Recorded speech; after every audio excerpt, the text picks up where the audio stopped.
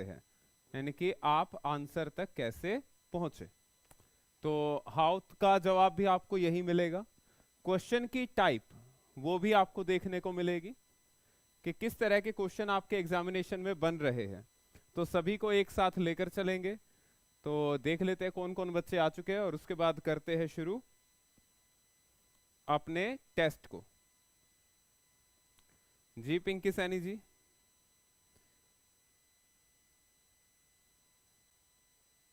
चले जी पहले क्वेश्चन की तरफ बढ़ेंगे। अगर वॉइस क्लियर है तो बताइए, आवाज साफ आ रही है?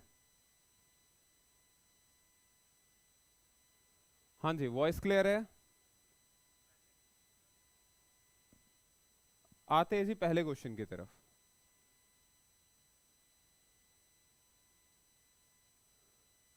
ये एक मेमोरी का क्वेश्चन इसमें इसलिए रखा गया है क्योंकि लगातार मेमोरी के क्वेश्चन आपके पेपर में पूछे जा रहे हैं। तो एक पॉइंट यहां रख दिया सबसे सिंपल कि वे Ruchi remembers that when she was 8 year, जब वो 8 साल की थी, she was whimsical, this memory of Ruchi is called. Ruchi को याद है कि जब वह 8 साल की थी तब वह सन की थी। रुचि की इस स्मृति को क्या कहेंगे? भाई बचपन की कोई बात आपको याद है तो इसे किस मेमोरी के नाम से जाना जाता है? तो यहाँ पर एपिसोडिक है, सिमेंटिक है, सेंसरी है, एमनेसिक है, स्मृति लोप है। ये तो सीधा सा हो गया कि भाई भूल जाते हैं आप बातों को।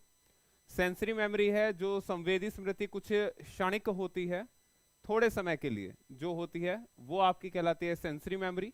सिमेंटिक होती है जो चीज आपके पास पकी हुई है, जैसे मान लीजिए आप लोगों को याद है भाई H2O क्या है, वाटर का फार्मूला है। एक रहती है एपिसोडिक जो समय से संबंधित होती है, समय से, स्थान से जो संबंधित होती है कि भाई मेरा बचपन ऐसा बीता था, जब मैं छोटा था तब ऐसा था। तो एक टाइम पीरियड को जो कवर करता है वो आता है एपिसोडिक में। तो हमारा आंसर यहां पर क्या चलेगा?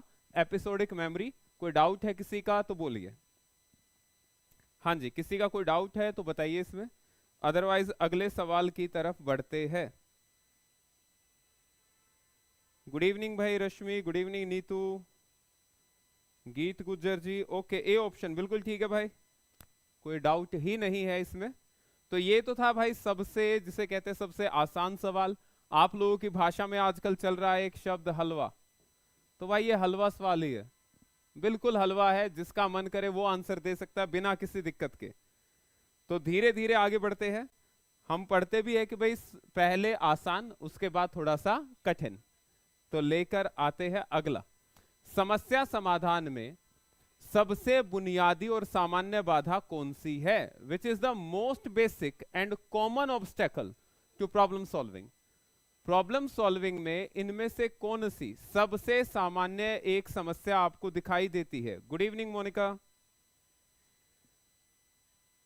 जी, नीरज जी। अब आइए सवाल के जवाब पे, देखते हैं कौन बच्चा इसका जवाब देता है। जल्दी से जवाब की तरफ आइए। First option is confirmation, second one is fixation, third one is functional fixedness and fourth one is mental set. Kahkasha के अनुसार है डी। और आते हैं बेटा कहकशा, सवाल को ध्यान से पढ़ लेना। गीत गुज्जर के हिसाब से भी है डी।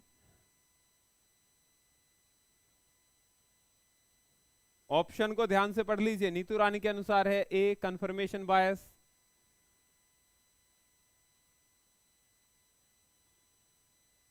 चलिए जल्दी बताइए, सवाल को ध्यान से पढ़िएगा। सबसे बुनियादी और सामान्य बाधा, सबसे कॉमन ये मिलती है, इनमें से कौन सी है?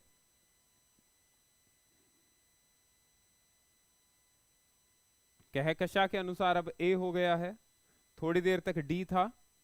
कहकशा बी और सी और रह गए बेटा, ये और लिया। आपका आंसर कभी गलत हो ही नहीं सकता फिर। जिक्रा कमल के अनुसार है सी, फंक्शनल फिक्स्डनेस। ओके, गीत गुज्जर के अनुसार भी है ए, सोमवीर ढाका ए, सलोनी रोहिल्ला सी। देखते हैं भाई और कौन आ रहा है इसका जवाब लेके। चलिए इस सवाल के जवाब को स्टोर करते हैं और अगले सवाल की तरफ बढ़ते हैं। क्योंकि आंसर अभी रोकते हैं। हाँ कहकशा हंस ले बेटा। अब आता है थोड़ा सा और typical, typical in the sense थोड़ा सा कठिनता का स्तर अब बढ़ेगा। सवाल है दूध चला गया। The child who says milk gone is engaging in fill in the blank. This type of utterance demonstrates that children are actively experimenting with rules of fill in the blank. दूध चला गया कहने वाला बच्चा फिल इन द ब्लैंक में व्यस्त है। इस प्रकार का उच्चारण दर्शाता है कि बच्चे फिल इन द ब्लैंक के नियमों के साथ सक्रिय रूप से प्रयोग कर रहे हैं। पहला है बैबलिंग एंड सिंटैक्स, यानी कि वाक्य विन्यास जो होता है। Telegraphic speech and syntax. Third one is babbling and semantics. Fourth one is telegraphic speech and semantics. तो आंसर की तरफ देखते हैं कौन बच्चा क्या आंसर लगाता है। समय आप लोगों को मिला ही हुआ है, देखते हैं कौन बच्चा जवाब देता है। हाँ जी मोनिका जी, जवाब नहीं आया बेटा। मोनिका जी का आज ही पेपर हुआ है, तो हो सकता है कि शायद थोड़ा सा थकान महसूस कर रहा हो बच्चा। सोमवीर ढाका के अनुसार है D, telegraphic speech and semantics. Okay जी। रश्मि हैतवाल के अनुसार है B, telegraphic speech and syntax. चलिए जी, जोड़ दीजिए ये दो क्वेश्चन। बढ़ते हैं अब तीसरे क्वेश्चन की तरफ। आंसर फिर इसके साथ एक साथ करेंगे सबके। अब आता है जी आपके एग्जामिनेशन का क्वेश्चन, यानी कि जो डिफिकल्टी लेवल अभी पेपर में आ रहा है वो ये है। 30 सेकंड में आपको ये पढ़ना है, 30 सेकंड में इसका मीनिंग निकालना है और 30 सेकंड में अपना आंसर भी देना है। चलिए देखते हैं। नीचे दो वाक्य दिए गए हैं, कथन है, एक को अभिकथन और दूसरे को कारण के रूप में लेबल किया गया है। अभिकथन का मतलब क्या है? आपका असर्शन, और दूसरा क्या है? आर क्या है? रीजन। तो आपको यह देखना है कि असर्शन ठीक है या गलत है, रीजन ठीक है या गलत है, क्या कथन के अंदर से ही निष्कर्ष निकला है, या कथन सही है निष्कर्ष गलत है, या निष्कर्ष सही है कथन गलत है। तो चेक करते हैं। असर्शन क्या है? Thinking about objects bring change in attitude. जब आप चीजों के बारे में सोचते हैं तो आपकी अभिवृत्ति में बदलाव आता है। Attitudes towards complex issues and objects are typically a mixture of positive and negative feeling. आप जब किसी भी जटिल समस्या के प्रति कोई अभिवृत्ति अपनी दिखाते हैं तो वहां पॉजिटिव और नेगेटिव दोनों तरह की फीलिंग आती है। तो ऑप्शन अब देख लीजिए। फर्स्ट है कि असर्शन और रीजन दोनों ठीक है, और जो रीजनिंग है वो सही करेक्ट एक्सप्लेनेशन देती है किसकी? कथन की। सेकंड है कि दोनों कथन और निष्कर्ष सही है, लेकिन जो निष्कर्ष है वो करेक्ट एक्सप्लेनेशन नहीं है। यानी कि निष्कर्ष वैसे तो ठीक है कि भाई ऐसा होता है, लेकिन ये इस कथन का कंक्लूजन नहीं निकलता। A is true but R is false. कथन ठीक है लेकिन रीजन गलत है, कथन गलत है लेकिन रीजन सही है। तो देखते हैं कौन बच्चे इसका जवाब देंगे। जवाब देने के लिए सबसे पहली बात है कि इन दोनों को समझिए। कथन क्या कहता है, निष्कर्ष क्या कहता है, क्या ये दोनों एक दूसरे से रिलेटेड है? ये कहता है किसी भी वस्तु के बारे में जब आप चिंतन करते हैं तो वो आपके एटीट्यूड में चेंज लाता है। और यहां बताया गया है कि जो एटीट्यूड आपका होता है किसी भी प्रॉब्लम के लिए, और वो कॉम्प्लेक्स प्रॉब्लम अगर है, तो आपके अंदर दोनों तरह की फीलिंग आती है, पॉजिटिव भी और नेगेटिव भी। तो सवाल शायद क्लियर हो रहा होगा। अगर सवाल क्लियर है तो भाई फिर हम इससे आगे बढ़ेंगे।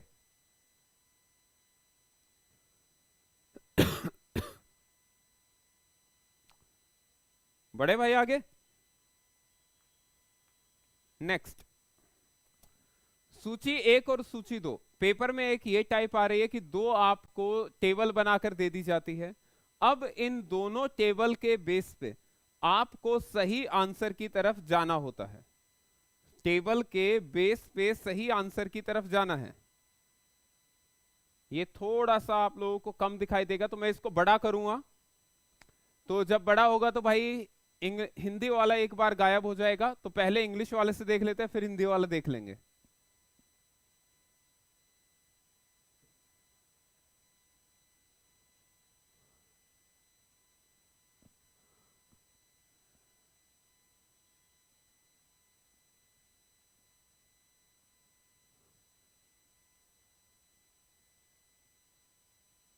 ओके गीत गुजर, कोई बात नहीं भाई, ए ही रखते हैं।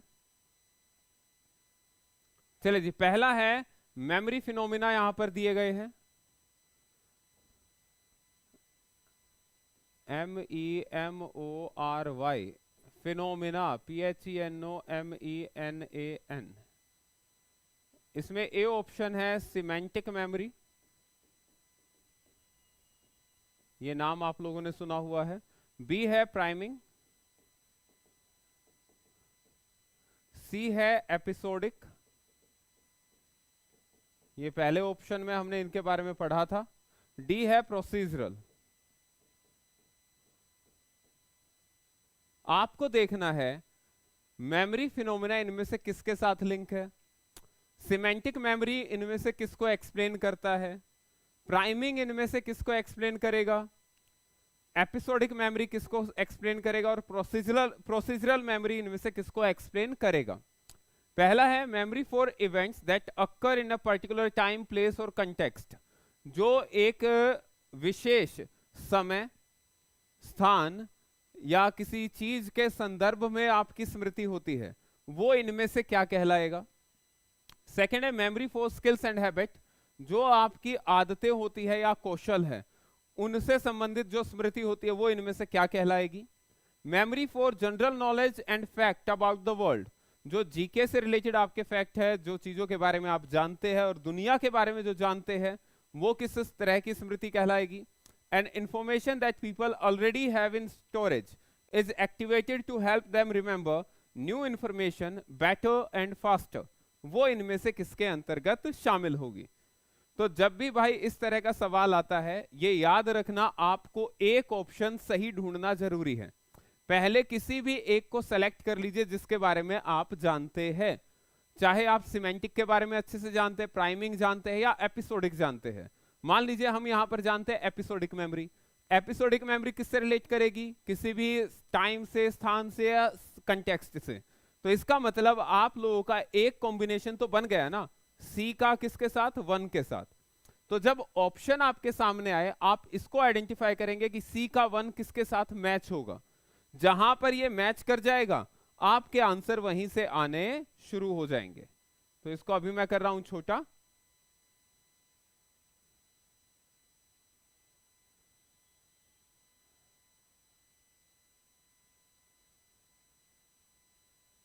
छोटा करके हम इसे अभी प्रेजेंट कर देते हैं, ये लीजिए।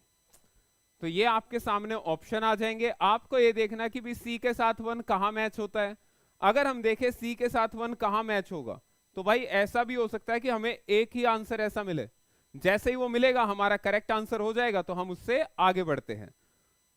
तो ये आप लोग चेक कीजिएगा जो भी बनेगा, और फिर उसके बाद अगले सवाल की तरफ आते हैं। नेक्स्ट है positive psychology draws its strength from humanistic psychology, and reason है both humanistic and positive psychology believe in positive human qualities. तो इसने कहा है कि बताइए, अगर कथन और निष्कर्ष दोनों सही है, और जो निष्कर्ष है वो बिल्कुल करेक्ट एक्सप्लेनेशन देता है किसकी, कथन की। सेकंड है कथन और निष्कर्ष दोनों सही है, लेकिन जो निष्कर्ष है वो सही एक्सप्लेनेशन नहीं है। सी है कथन ठीक है, निष्कर्ष गलत है। डी क्या है, कथन गलत है, निष्कर्ष सही है। तो पहले तो बात कर लेते भाई है क्या ये। पॉजिटिव साइकोलॉजी और जो ह्यूमनिस्टिक साइकोलॉजी है, ये काम एक जैसा करते हैं। यानी एक तरीके से कह सकते हैं कि जो पॉजिटिव साइकोलॉजी है वो ह्यूमनिस्टिक साइकोलॉजी के ही कदमों पर चली है, लेकिन ह्यूमनिस्टिक साइकोलॉजी क्वालिटेटिव टर्म्स में बिलीव करती है, लेकिन पॉजिटिव साइकोलॉजी किस में चलती है, क्वांटिटेटिव में। ये यानी कि फैक्ट बेस होता है, ये वैल्यू बेस होता है।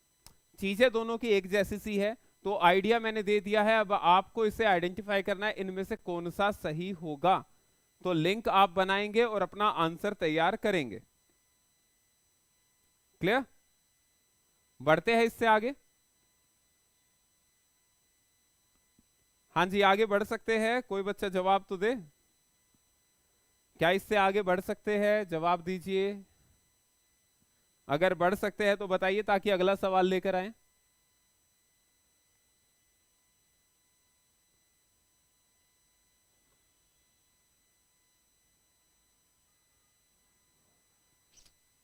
हाँ जी, आगे बढ़े, अगला सवाल लेकर आए।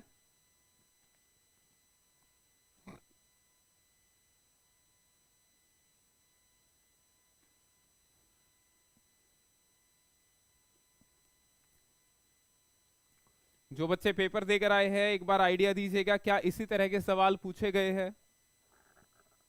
क्लासिकल कंडीशनिंग और इंस्ट्रूमेंटल लर्निंग के बीच बुनियादी अंतर क्या है? What's the basic difference between classical conditioning and instrumental learning? आपको ये बताना कौन सा है मेन कारण। पहला है प्रेजेंटेशन ऑफ स्टिमुलस, सेकंड है एमिटिंग ऑफ रिस्पॉन्स, थर्ड है टेम्पोरल कंटिग्विटी और फोर्थ है मैकेनिज्म। चेक कीजिएगा और आंसर की तरफ आइएगा।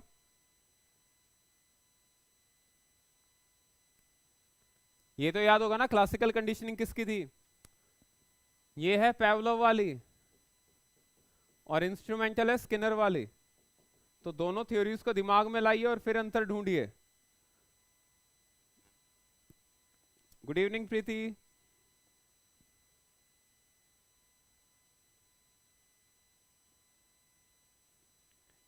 नीतू रानी, थोड़ी सी जल्दबाजी दिखा रहे हो बेटा, पहले सवाल तो पढ़ लो। रेस्पॉन्सेस दोनों में गायब हो सकते हैं या नहीं, सोच के देखो। अगर चूहा लीवर दबाता रहेगा और उसे खाना ना मिले तो लीवर दबाना छोड़ देगा, फिर भी दबाता रहेगा। डॉग भी सेलिवेशन छोड़ देता है ना, जब बैल के साउंड पर वो सेलिवेट करता है और खाना नहीं आता। चेक करो, इसी टाइप के थे, तो इसका मतलब भाई सही लाइन हम लेकर चल रहे हैं। नीरज शिवानी डी, क्या बात है बेटा। चलिए अगले सवाल पे आते हैं, आंसर करेंगे सबके। नीचे दो कथन है, एक को अभिकथन दूसरे को कारण, वही असर्शन और स्टेटमेंट फिर से आ गया। फर्स्ट है कि जो बुद्धि की आनुवांशिकता एक निश्चित जनसंख्या के भीतर व्यक्तियों के लिए आनुवांशिकी के कारण भिन्नता की व्याख्या करती है। That means heritability of intelligence explain variations due to genetics for individuals within a given population. कारण क्या है इसका? पहले वंचित परिवार के बच्चों को गोद लिया जाता था, उनका बुद्धि स्कोर उतना ही अधिक होगा। ये इसका मतलब होता है जितना अर्ली आप एक डिप्राइव्ड वर्ग के बच्चों को गोद लेंगे, उनका उतना इंटेलिजेंस बढ़ जाएगा। Earlier the children from deprived families were adopted, the higher their intelligence score will be. तो इनके कोड दिए गए, पहला है कि कथन भी ठीक है और निष्कर्ष भी ठीक है। दूसरा है कथन और निष्कर्ष सत्य है, लेकिन जो रीजन है वो कथन की सही स्पष्टीकरण नहीं है। पहला क्या कहता है, उसका स्पष्टीकरण भी ठीक है। फिर वही है कि भाई कथन ठीक है लेकिन निष्कर्ष गलत है, और निष्कर्ष ठीक है और कथन गलत है। तो चेक कीजिएगा इसे।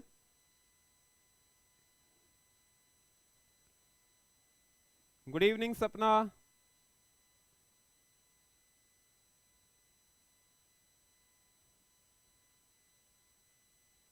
हाँ जी, फटाफट से चेक कीजिएगा। सवाल मेरे हिसाब से टाइम पूरा मिल गया है, अगले की तरफ हम जा सकते हैं। तो ये लीजिए भाई अगला सवाल। टेबल आ जाती है, फिर से टेबल है, फिर से वही कोड आपको आइडेंटिफाई करने हैं, फिर से मैचिंग है। याद रखना सबसे पहला काम क्या है, जो आपको आता है। जैसे इसने बोला है पॉजिटिव रीइंफोर्समेंट, बोला है classical conditioning, punishment, omission training. इसमें से सबसे पहले ढूंढो कि भाई आपको इसमें से सबसे बेहतरीन ढंग से क्या आता है। जो ऑप्शन आपको आता है, जैसे ये है ओमिशन ट्रेनिंग, अगर इसका आपको नहीं पता है तो छोड़ दो इसे। पनिशमेंट को ढूंढो, पनिशमेंट तो पता है। उसके बाद क्लासिकल कंडीशनिंग भी आपको पता है, उसको ढूंढो किसमें मिलेगा। उसके बाद पॉजिटिव रीइंफोर्समेंट भी आप जानते हैं, तो इसको ढूंढो। जरूरी थोड़ी है कि भाई चारों आपको पता हो, जो आपको पता है पहले उसे ढूंढिए, क्या पता उसी से आपका आंसर आ जाए। एक बार में ही आपका आंसर बन सकता है। जैसे ये देखो भाई, डी के साथ 1 2 3 1 2 3 ही दिखा रखा, चौथा नहीं दिखाया, इसका मतलब डी का चौथा ऑप्शन बनेगा ही नहीं। तो यहां से भी आप काटना सीख सकते हैं, जरूरी नहीं होता कि सीधा आंसर पर ही जाए। जो ऑप्शन गिवन है उनको लेकर चलिए, उनसे आप आसानी से अपना आंसर निकाल सकते हो। अगर आपको किसी भी एक का क्लियर हो गया, किसी भी एक का, मान लीजिए एक आपको क्लियर है कि कंफर्म है पॉजिटिव रीइंफोर्समेंट का आंसर यही होगा, भाई जैसे ही एक का आंसर आपको पता चला, ये देखो चारों अलग है, आपका पूरा टाइम बचेगा, केवल एक को ढूंढना है, आंसर आ गया। तो ये तो अच्छा होता है, जितना ये अलग से बना के देता है उतना ही आपके लिए आसान है। बस वो ढूंढो जिसमें आप श्योर हो। भाई चारों में से एक में तो श्योर मिलोगे, लेकिन अगर एक बच्चा चारों में श्योर नहीं है तो भाई वो तो सिक्का उछालेगा तभी आंसर देगा। क्लियर है भाई ये वाला पॉइंट? तो इसमें आंसर ढूंढिएगा, कैसे ढूंढना है वो तरीका आपको बता दिया। किसी भी एक को कंफर्म कीजिए, आपका आंसर आएगा, पक्का आएगा भाई।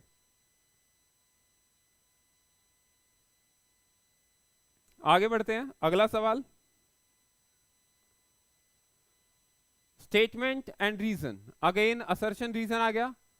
पोंजो इल्यूजन और मूलर लायर इल्यूजन। पहले तो ये देख लो भाई कि पोंजो भ्रम एक होता है, मूलर लायर एक अलग होता है। दोनों के बारे में शायद आप लोगों ने पढ़ा भी होगा आई थिंक, कि भाई मूलर लायर कौन सा है और पोंजो कौन सा है। ये याद करना, एक आप लोगों को ये बताया भी था कि जब एक ओपन इमेज और उसी को क्लोज इमेज बना देते तो ये मूलर लायर होता है, मूलर लायर। इसी में पोंजो का आया था कि भाई पोंजो में क्या है, जो क्लोज पोर्शन होता है वहां पर जो एक लीनियर लाइन होती है वो बड़ी दिखाई देती है उसी साइज की दूसरी लाइन के मुकाबले जो चौड़ाई में यानी कि ओपन एरिया में होती है। तो खुले में हमें चीज छोटी लगती है और बंद एरिया में चीज बड़ी लगती है। तो ये है आपका मूलर लायर, सॉरी पोंजो का। पोंजो के ही जो एक फ्रेम था उसी को बेस बनाकर एक प्रयोग और किया था मूलर लायर ने।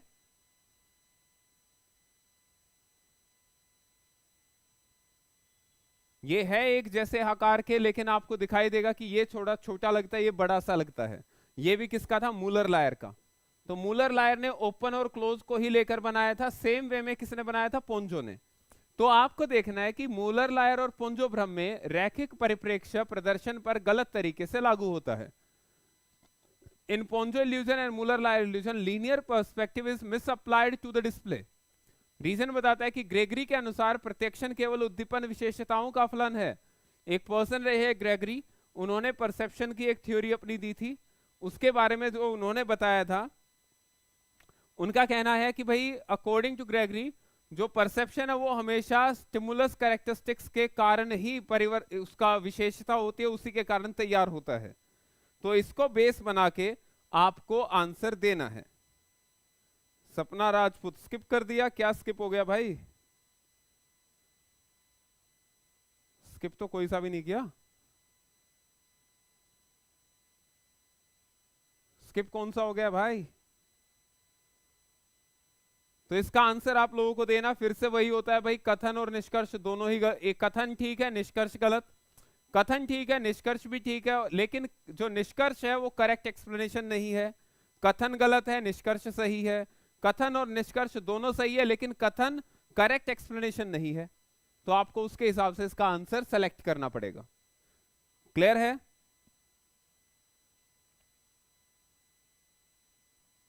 हाँ जी, बढ़ते हैं अगले पे। निम्नलिखित संगठनात्मक कानूनों में से प्रत्येक को, ये अगेन वही है, परसेप्शन का ही क्वेश्चन है। आपको क्लोजर का एक प्रिंसिपल बताया गया था, principle of closure, principle of proximity. तो जिस बच्चे को एक का भी पता है वो आंसर तक जाएगा। प्रिंसिपल ऑफ सिमिलैरिटी, दो का पता है तो और आसानी से सिंप्लिसिटी।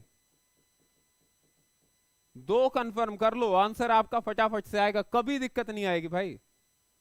अगर ध्यान से देखोगे 4 3 2 1 1 2 4 3 2 1 3 4 3 4 1 2, यानी कि सारे अलग अलग है। तो किसी भी एक को आप क्लियर कर लीजिए जो आपको आता है, चाहे आपको सिमिलैरिटी का आता है, प्रॉक्सिमिटी का आता है, क्लोजर का आता है या सिंप्लिसिटी का आता है। अगर आपको आता है आप एक ढूंढिए, आपका आंसर बन गया। पूरा का पूरा करने की जरूरत नहीं होती। ये क्वेश्चन स्किप करना है। सपना राजपूत सबसे आसान क्वेश्चन होते हैं बेटा। सिर्फ चीजों को समझिए, किसी एक पॉइंट को ढूंढिए, एक पॉइंट को ढूंढकर आप आंसर निकाल सकते हैं इन क्वेश्चनों का। ये जो कोड दिया जाता है टेबल कंटेंट के हिसाब से जो आता है, ये सबसे आसान होते हैं। और जो बच्चा स्किप करना चाहता है भाई वो कर सकता है, कोई मनाही नहीं है। मेरा काम तो ये है कि भाई एक आइडिया आप लोगों को दे सकूं। ठीक है,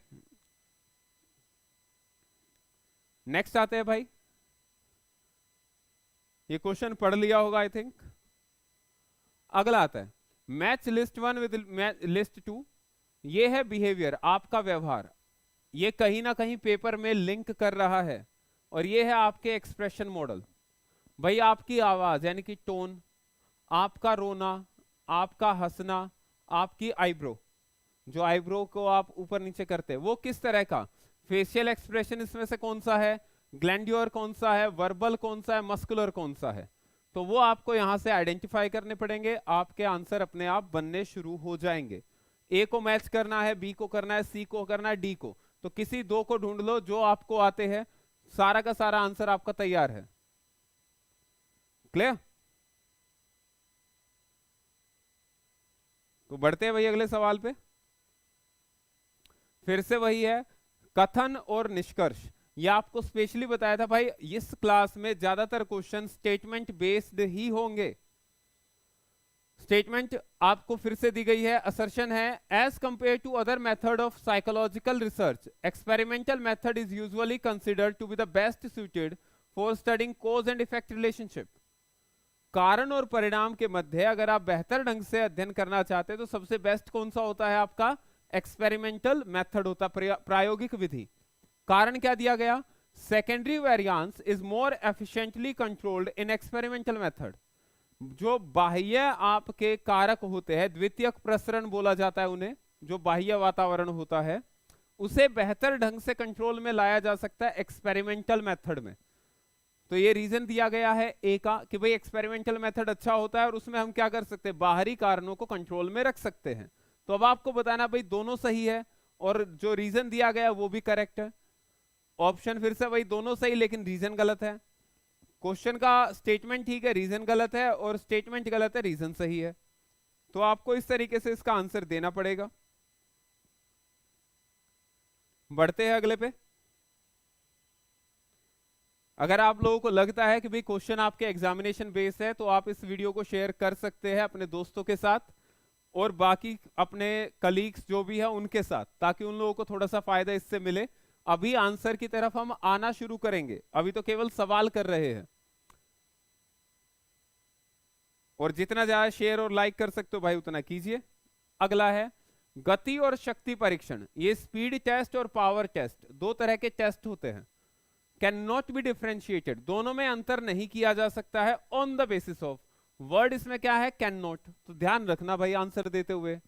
टाइम लिमिट के बेस पे, verbal content, non verbal content, difficulty level, code दिया गया पहला और चौथा, दूसरा चौथा, दूसरा तीसरा, पहला तीसरा एंड चौथा। आंसर ढूंढना भाई किसके बिहाफ पर आप इनमें डिफरेंस नहीं कर सकते हैं। एक होता डिफरेंस करना, एक होता डिफरेंस ना कर पाना। तो किसके बेस पे नहीं कर पाओगे वो आपको ढूंढना है। बढ़ते अगले पे। यदि दो समूहों को 8 सप्ताह के अंतराल के साथ एक ही परीक्षण दिया जाता है, भाई 8 वीक का टाइम गैप रखा गया। करवाए कहां है सपना, अब करवाऊंगा, पहले सारे क्वेश्चन तो करा दूं एक बार, फिर आंसर पे आएंगे वन बाय वन। दो ग्रुप है एडमिनिस्टर्ड किए गए सेम टेस्ट पे within a time gap of 8 week, तो इनमें से कौन सा सही है। टेस्ट रीटेस्ट है ये रिलायबिलिटी का, पैरेलल फॉर्म है रिलायबिलिटी की, इंटर स्कोर रिलायबिलिटी है, या नन ऑफ द अबव है। तो भाई रिलायबिलिटी के टाइप होते हैं वो हम यहां पर डिस्कशन में लेकर आएंगे इसके अंतर्गत। तो ये थे भाई आप लोगों के 15 क्वेश्चन, और 15 क्वेश्चन अगर हो चुके हैं तो शुरुआत करते हैं पीछे से या आगे से, जैसे चाहोगे। कोशिश करते हैं पीछे से ही शुरू करें ताकि और ज्यादा आसानी रहे भाई। तो आते हैं भाई पहले पे कि अगर दो ग्रुप को 8 वीक के डिफरेंस पे किया जाता है, तो जब इस तरह का कोई भी आप टेस्ट कंडक्ट करते हैं, मान लीजिए आपने एक पेपर लिया और ये दो ग्रुप ए और ग्रुप बी दोनों को दिया, दोनों ग्रुप को देने के बाद 8 हफ्ते का गैप लिया गया और 8 हफ्ते के बाद यही टेस्ट फिर से इनको दिया गया। तो जब इस तरह के टेस्ट की रिलायबिलिटी हम चेक करते हैं स्कोरिंग कंसिस्टेंसी की, तो उसे बोला जाता है internal reliability. Internal reliability clear है, क्या कहलाता है ये, इंटरनल रिलायबिलिटी। कोई डाउट। दो ग्रुप थे, दोनों ग्रुप के लिए अगर इसमें इस्तेमाल किया गया है तो इंटरनल रिलायबिलिटी इसका आंसर होता है। तो हमारा आंसर यहां पर इंटरनल किसी में नहीं है, तो आंसर क्या होगा, D, none of the above.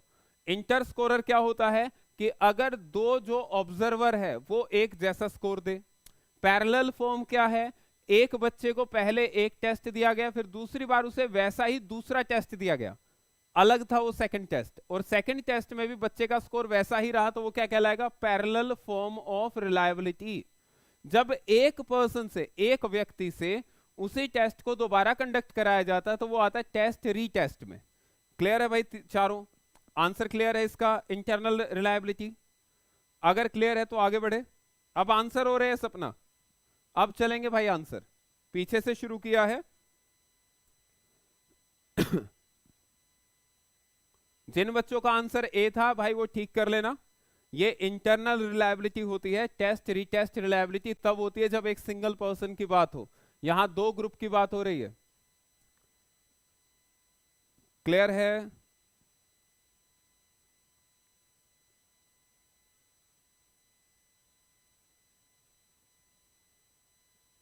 जी जवाब दीजिए।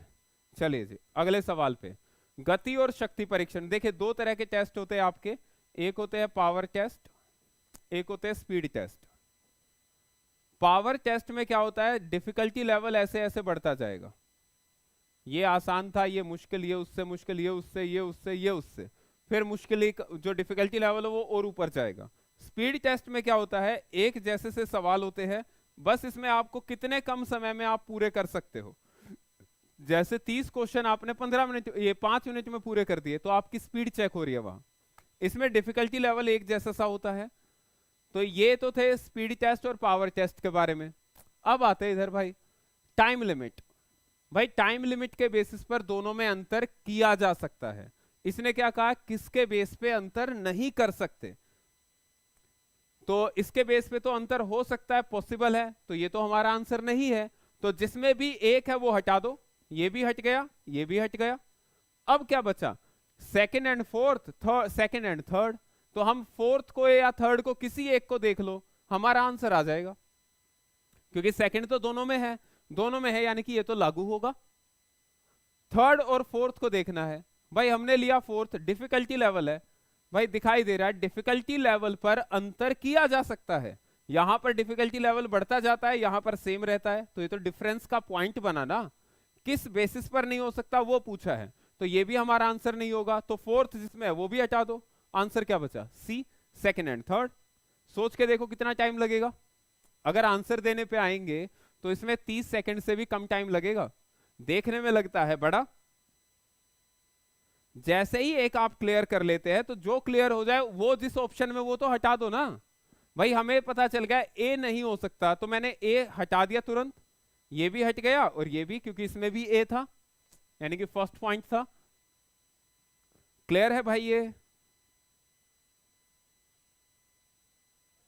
हाँ जी, कोई डाउट है इसमें? जी जल्दी से बताइए।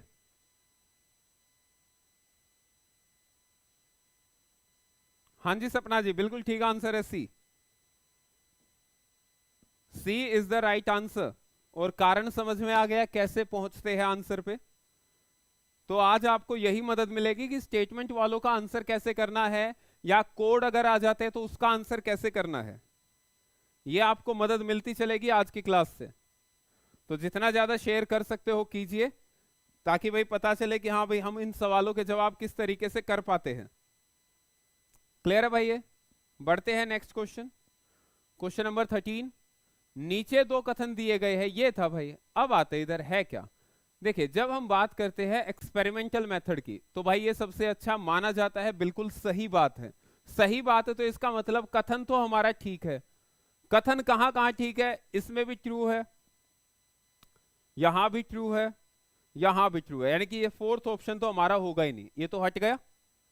अब आते हैं रीजन पे। Secondary variance is more efficiently controlled in experimental method. Experimental method में हम इसे ज्यादा बेहतर ढंग से जो है कंट्रोल कर सकते हैं।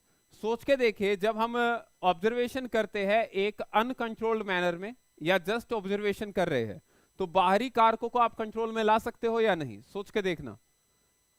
आपके अंडर नहीं है वो, आप बाहर मार्केट में गए, आप देखना चाहते थे कि भाई अगर पैसा, ये सॉरी, रूस और यूक्रेन के युद्ध का असर क्या पड़ रहा है मार्केट पे, तो वहां पर आप देखते हैं कि भाई कोई इंसान सामान नहीं खरीद रहा है, लेकिन रीजन पता चलता है कि धूप बहुत तेज है, तो धूप को आप कंट्रोल नहीं कर पाए। लेकिन अगर हम एक्सपेरिमेंटल फॉर्म में अगर आते हैं, तो हम एक्सटर्नल फैक्टर्स को क्या करते हैं, कवर कर सकते हैं, कंट्रोल में ला सकते हैं।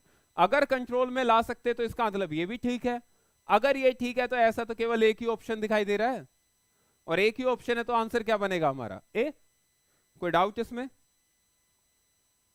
हाँ जी, जल्दी से बताइएगा, कोई डाउट?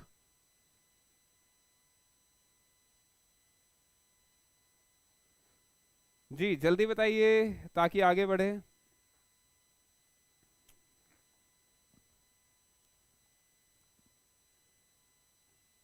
चीजों को समझिए, उसके हिसाब से आंसर चलेंगे।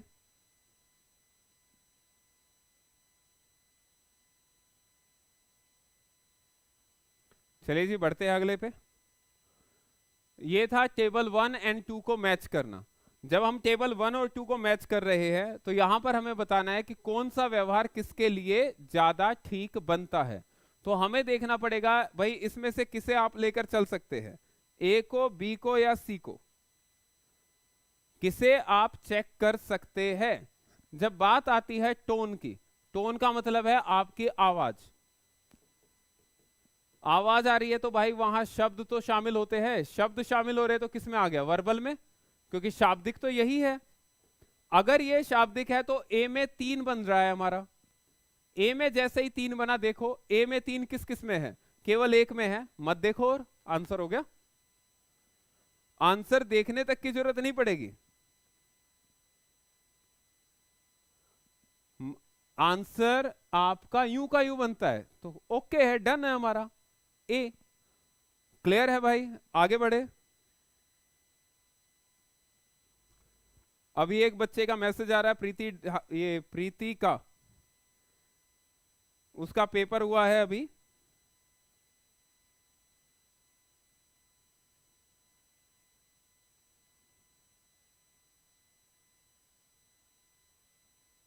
तो देखते हैं वो बच्चा अभी आ रहा है या नहीं।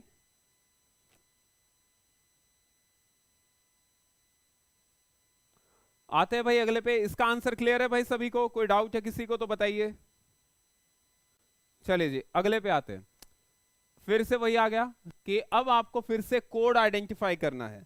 अगर कोड आइडेंटिफाई करना है तो आपको चेक करना पड़ेगा कि किसके साथ कौन सा मैच हो रहा है। तो मैच इसको कीजिए फटाफट से, कि अपने आंसर अब निकालिए आप, कि आपका कौन सा आंसर बनता है, आपका कौन सा आंसर बनता है।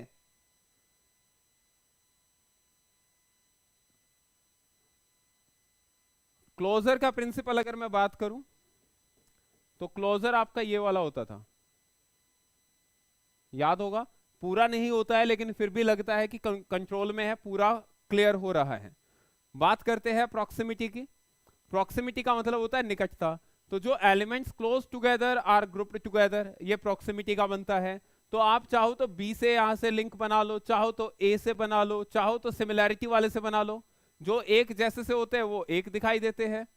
ये रहा एलिमेंट सिमिलर इन अपीयरेंस। तो हम इसको अब चेक करते हैं कि किसके साथ ये मैच होता है। तो चेक करना शुरू करो, आंसर आपके सामने आ जाएगा। या तो सी से ले लो, सी का 4 बनता है। सी का 4 किस में है, केवल इसमें है, डी में। तो अगर डी ऑप्शन में है तो भाई ये हमारा आंसर बिल्कुल बनेगा। डी ऑप्शन है 3 1 4 2। तो खुद से देखिएगा, एकदम से आपको आंसर मिलेगा। आगे प्रीति डबास, हो गया पेपर भाई?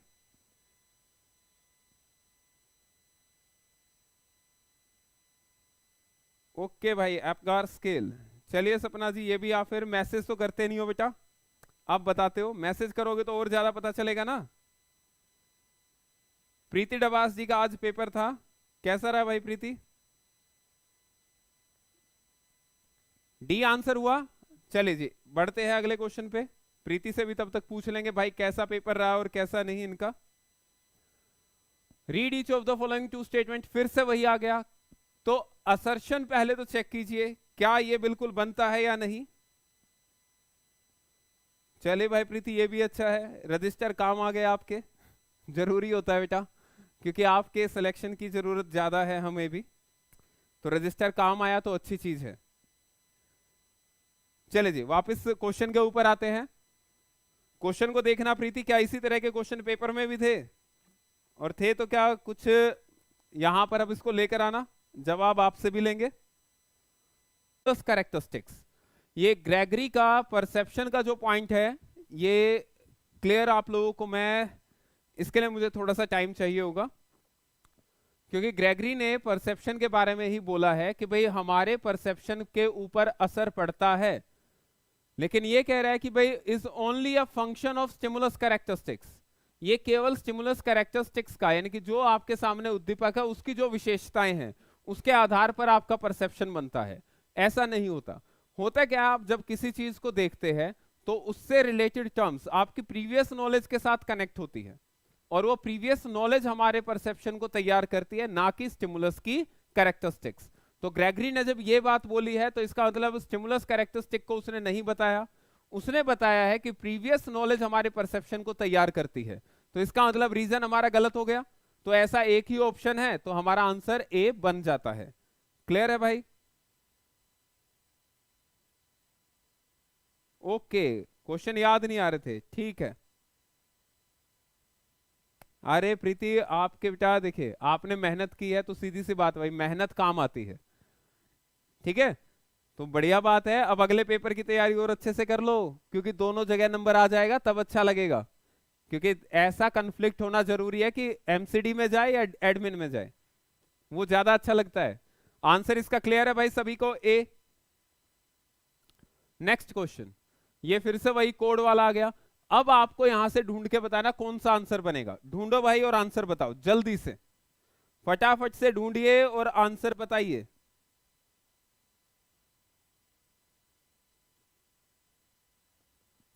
तब तक प्रीति से बात कर लेते हैं। हाँ जी प्रीति जी।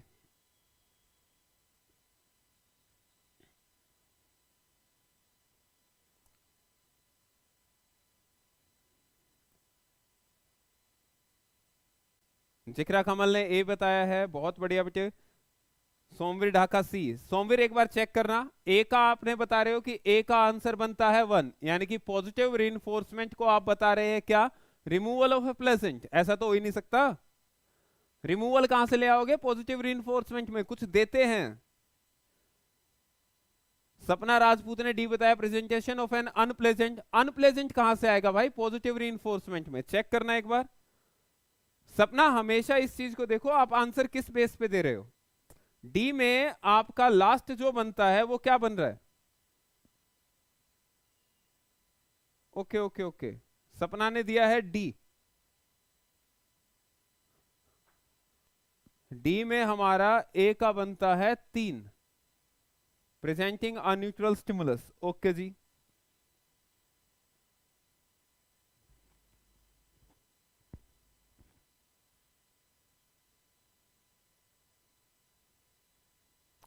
लेकिन इससे बेहतर तो हमारे पास ये मिल रहा हमें, बिहेवियरल रिस्पॉन्स के अगेंस्ट हम ये प्रेजेंट करते हैं। एलिसिट्स का मतलब होता है बेटा कि आप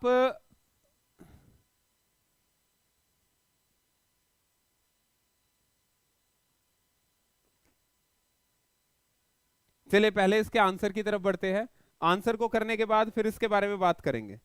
आंसर हमारा इसका हो जाएगा कितना? ए। क्योंकि अगर हम बात करते हैं पॉजिटिव रीइंफोर्समेंट की, तो वो काउंट होता है कहां पर? जब एक बिहेवियरल रिस्पॉन्स के बदले आपको कुछ मिलता है तो वो रीइंफोर्समेंट, क्योंकि रीइंफोर्समेंट बाद में दिया जाता है पहले नहीं। सेकंड का थर्ड देखिए, classical conditioning, presenting a neutral stimulus after a stimulus that usually एलिसिट्स। ये बताया गया था क्लासिकल कंडीशनिंग में कि एलिसिटिंग बिहेवियर और एमिटेड बिहेवियर, एमिटेड आता है ऑपरेंट में, एलिसिटेड आता है किसमें? क्लासिकल में। तो ये दोनों मैच हो रहे हैं, तो आंसर हमारा क्या हो जाएगा? ए। क्लियर है भाई?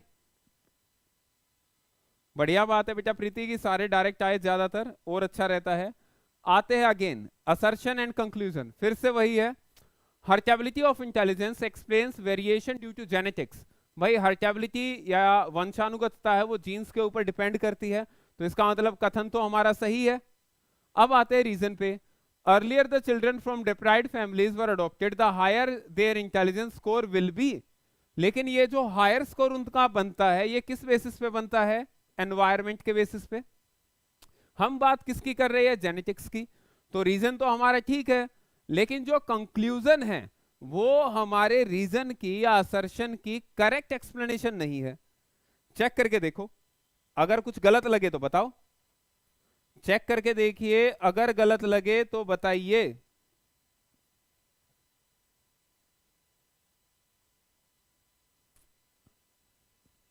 तो यहां पर कहता है कि भाई R is true but R is the correct. ये करेक्ट एक्सप्लेनेशन तो नहीं है भाई। एनवायरमेंटल फैक्टर है तो ये एक ही करेक्ट एक्सप्लेनेशन नहीं है। ये बिल्कुल सही बात लगी हमें। वैसे दोनों ट्रू है, ये भी कंफर्म है। तो आंसर क्या जाएगा हमारा? बी, कि दोनों सत्य है, लेकिन जो रीजन है वो असर्शन का क्लैरिफिकेशन नहीं है, वो अलग से एक क्लैरिफिकेशन है। ये आंसर देना सीखिए, ये जरूरी है। बिल्कुल सोमवीर, बी है। अरे पनिशमेंट में रिमूवल होता है, लेकिन और ज्यादा ध्यान से देख लेना बेटा सपना, और क्लियर हो जाएगा। ये आंसर क्लियर है भाई, बी। क्यों बना है? देखिए, जितने जल्दी आप बच्चों को डिप्राइव्ड फैमिलीज से ले लेंगे उसको उतना अच्छा एनवायरनमेंट मिलेगा, जीन्स नहीं मिलेंगे, क्योंकि जीन्स तो आ चुके। तो जेनेटिकल फैक्टर्स को तो यहां काउंट नहीं कर रहा है। तो ये वैसे तो ठीक है, सही स्टेटमेंट है, लेकिन ये इस कंक्लूजन का या इस स्टेटमेंट का कंक्लूजन नहीं बनता है। क्लियर? इसलिए आंसर क्या जाएगा? बी। आते हैं अगले, क्लासिकल कंडीशनिंग और इंस्ट्रूमेंटल लर्निंग के बीच में बुनियादी अंतर। बताओ भाई क्या बनेगा? क्लासिकल कंडीशनिंग और इंस्ट्रूमेंटल कंडीशनिंग या इंस्ट्रूमेंटल लर्निंग, दोनों में क्या अंतर यहां पर काउंट होगा? Presentation of stimulus, emitting of response, temporal contiguity या मैकेनिज्म। देखिए, टेम्पोरल कंटिग्विटी उसमें होती है, बिल्कुल होती है। प्रतिक्रिया का उत्सर्जन दोनों में होता है। उत्तेजन की प्रस्तुति भाई दोनों में की जाती है, लेकिन दोनों में डिफरेंस किस बेस पे किया जाता है? Difference is on the basis of mechanism, how you apply these thing, how you apply these things. तो मैकेनिज्म में ये सारी बातें इंक्लूड होती है। तो आंसर क्या जाएगा हमारा? मैकेनिज्म। नेक्स्ट वन इज, फिर से वही statement and conclusion. Positive science या positive psychology draws its strength from humanistic psychology. ये मैंने बताया कि बिल्कुल होता है ऐसा। तो इसका मतलब स्टेटमेंट तो हमारी करेक्ट आ गई। स्टेटमेंट करेक्ट आ गई तो अब हमें कहां बढ़ना है? नेक्स्ट पॉइंट के ऊपर। नेक्स्ट पॉइंट हमें क्या कहता है कि भाई जो पॉजिटिव साइकोलॉजी है और ह्यूमनिस्टिक साइकोलॉजी है वो दोनों ही पॉजिटिव ह्यूमन क्वालिटीज को कंसिडर करती है। तो यहां पर जब हम बात करते हैं, ये पॉजिटिव ह्यूमन क्वालिटीज को काउंट तो करती है, लेकिन अलग अलग तरीके से। ये मानवीय गुणों में विश्वास रखता है, कौन? Humanistic psychology. लेकिन जो पॉजिटिव साइकोलॉजी है वो डेटा बेस पे है, ओनली डेटा बेस। तो हम ये तो कह नहीं सकते कि भाई जो रीजन है वो हमारी स्टेटमेंट से आया है, लेकिन ये दोनों होते सही है, लेकिन ये सही एक्सप्लेनेशन नहीं है स्टेटमेंट की। तो आंसर क्या जाएगा हमारा? ए। अच्छा, सिडनी एल्प्रेसी आ गया, ये तो करवाया भी था, ये तो यूट्यूब की क्लास में ही हुआ था। ये क्वेश्चन का आंसर हम कर ही चुके थे पहले ही, आई थिंक, या नहीं किया था? हाँ, नहीं किया था। नहीं किया था तो भाई इसको भी करो, इसको भी फटाफट से पूरा करते और आगे बढ़ते हैं।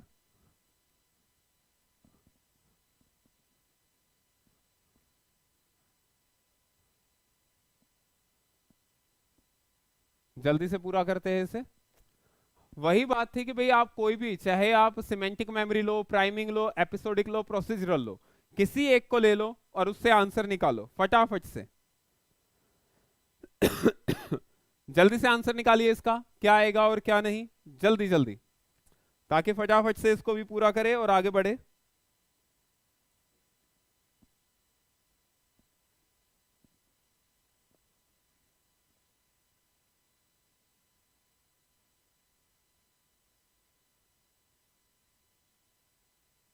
सबसे आंसर इसका आसान निकलेगा एपिसोडिक से। एपिसोडिक मेमोरी आप सभी को याद होती है, किससे रिलेट करती है? विशेष समय स्थान या संदर्भ। तो तीसरे का आंसर, सी का आंसर एक देख लो, एक में ही है, तो आंसर हो गया सी। बिना कुछ ज्यादा टाइम गवाए आप इसका आंसर निकाल सकते हैं। जिक्रा ये मैंने पहले कर दिया था बेटा जूम, आप इसको आराम से करके देख लेना घर पे। ये क्वेश्चन मैंने अलग से करवाया था शुरुआत में ही, ये चेक कर लीजिएगा, स्क्रीनशॉट इसका लेके रखिएगा। चलिए जी बढ़ते हैं तब तक अगले पॉइंट पे। Again statement and assertion check कीजिए और आंसर दीजिए। अब की बार आप लोग आंसर देंगे, मैं नहीं बताऊंगा।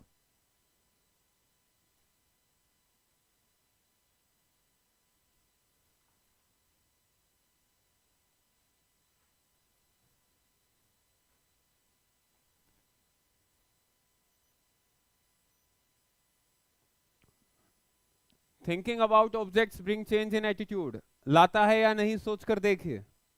और जो एटीट्यूड आपका होता है कॉम्प्लेक्स चीजों के बारे में, वो पॉजिटिव और नेगेटिव दोनों आपके अंदर लाता है या नहीं, ये भी चेक कीजिएगा। जिक्रा कमल के अनुसार है बी, सोमवीर ढाका ए। भाई बिल्कुल बढ़िया आंसर दिया है।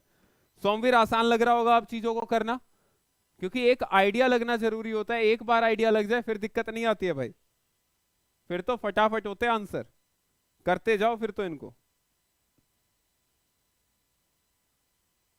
बहुत बढ़िया प्रीति, ब्लूम के भी बेसिक क्वेश्चन आए थे, बहुत अच्छे।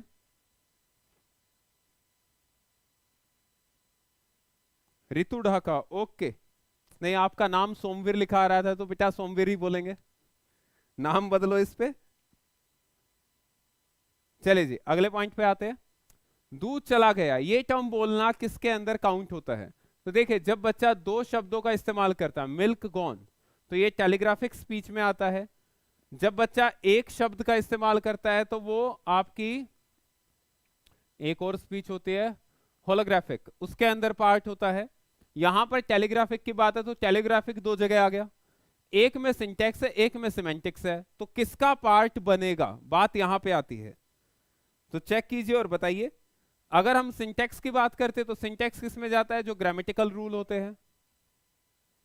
और अगर सिमेंटिक्स की बात करते हैं तो केवल अर्थ के ऊपर बात जाती है, अर्थ ग्रहण करने के। तो बच्चा इनमें से किसके साथ सक्रिय रूप से प्रयोग करता है, वो हमें यहां पर आंसर देना है। नजफगढ़ से रितु ढाका ओके भाई, ये भी बढ़िया, नजफगढ़ के बच्चे भी आ रहे हैं, अच्छी चीज है। तो सारे नजफगढ़ के बच्चों को बता देना।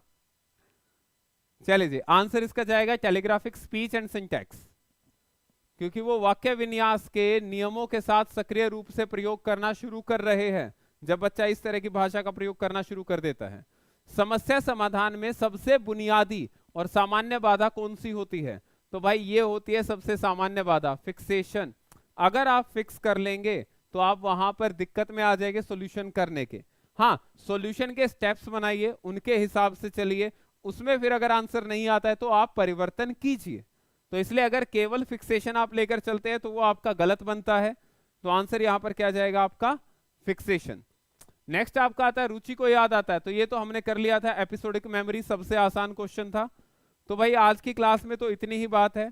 अगर फिर भी किसी बच्चे का कोई पॉइंट रह जाता है तो वो बता सकता है, कोई डाउट उसको रहता है तो वो डाउट अपना मैसेज कर सकता है, डाउट का सॉल्यूशन करने की पूरी कोशिश रहेगी। नंबर आपके सामने है ही। चैनल को जितना ज्यादा सब्सक्राइब कर सकते हो भाई करवा दो, लाइक जो कर सकते वीडियो को लाइक कीजिए, शेयर जो करना चाहे वो शेयर कीजिए। हमारे लिए इतना ही काफी है कि आप वीडियो को लाइक और शेयर कर दे और अपने फ्रेंड्स के साथ शेयर करके सब्सक्राइब करवा ले। तो आज की क्लास के लिए इतना है भाई, अगली क्लास के लिए टॉपिक भेजिएगा, टेस्ट आप लोगों के लिए फिर से तैयार करेंगे, टेस्ट के साथ मिलेंगे मंडे को। लेकिन उससे पहले अगर जरूरत पड़ेगी तो जैसे आपके मैसेज आएंगे उसके हिसाब से क्लास को भी तैयार करेंगे। तब तक के लिए धन्यवाद। बाकी 1 अप्रैल से कोशिश करेंगे कि आप लोगों के लिए आप लोगों के साथ डिस्कशन में लेकर आए केवीएस को भी, और डीएसएसबी के जो डिफिकल्ट टर्म्स है बच्चे जो मैसेज करेंगे उसकी सीरीज चलाएंगे कि आपके मुश्किल टर्म्स को हम यहां पर सॉल्व करें ताकि आप लोगों को एग्जामिनेशन में बेनिफिट मिले। चलिए जी आज के लिए इतना है, धन्यवाद सभी का।